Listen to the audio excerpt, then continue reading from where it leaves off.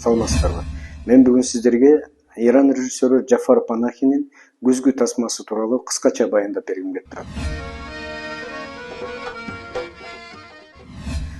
Биринчи кезекте бул тасма качан тартылган, кандай ыкма менен тартылган жана эмне өзгөчөлүгү бар?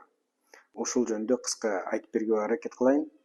Күзгү Иран режиссеру Джафар Панахинин 1997-жылы тартылган көркөм тасмасы.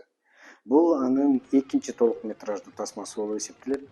Сынчылардын жогорку баасын алып, Локарнода өткөн кинофестивалда Алтын Леопард сыйлыгын жеңип алган. Фильмдин сюжети реалистик драма катары башталат.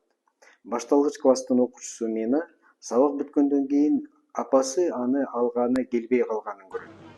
Ал өз алдынча үйүнө жетүүнү чечип, Тегерандын көчөлөрүнөн туш келди адамдардын кайдыгерлиги менен жардамын кезиктирет. Бирок фильмдин ортосунда күтүүсүз бурулуш болот. Фильмге тартылып аткан кичинекей кыз Мина камерага түз карап, мен эми тартылгым келбейт деп кыйкырат. Ушул учурдан тартып кинонун сюжети псевдодокументалдык же жасалма документалдык форматка өтөт. Мина өзүнүн ролун таштап, кинодо ойноп аткан ролун таштап, чыныгы жашоодо үйүнө жетүүгө аракет кылып жаткандай тоюлат. Ал эми кинону тартып жаткан съемкалык топ анын ар бир кыймыл аракетин тартууну уланта берет.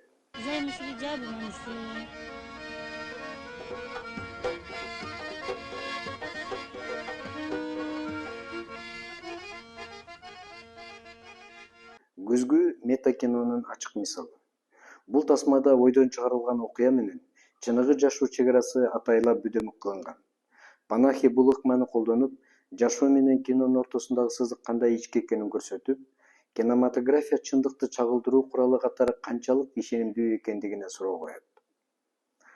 Фильм реалдуулук менен кыялдын аралашуусун көрсөтүп, көрүүчү коюлган көрүнүштү чыныгы документалдык тасма катары кабылдап алышы мүмкүн экендигин баса белгилейт.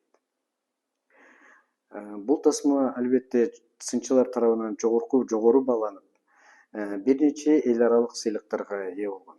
Алар Локарнодагы Алтын Леопард сыйлыгы, Стамбулда өткөн Алтын Лала гүлү сыйлыгы жана Сингапурдагы эл аралык кинофестивалда мыкты режиссура боюнча алган сыйлыктарын айтсак болот.